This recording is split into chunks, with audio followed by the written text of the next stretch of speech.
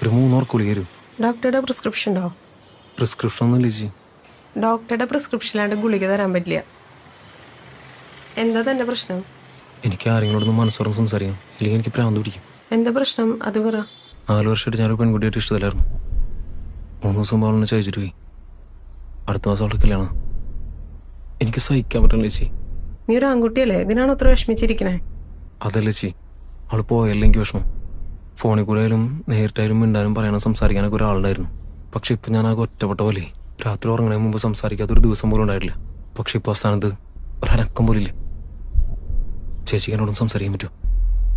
കുറച്ചാളത്തേക്കെങ്കിലും വേറൊരർത്ഥം തീർക്കരുത്. എന്താ പേര്? വിനോ. വീട് എവിടെയാ? നല്ലായി. എവിടെയാ വർക്ക് ചെയ്യണേ? ഞാൻ മാരുതിയുടെ സർവീസ് സെൻ്ററിൽ വർക്ക് ചെയ്യാം. കുറേ നാളെ ജോലിക്കൊക്കെ പോയിട്ട് പോകാനൊന്നും തോന്നാറില്ല ചേച്ചി. എന്നാലേ നാളെ മുതൽ ജോലിക്കൊക്കെ പോയി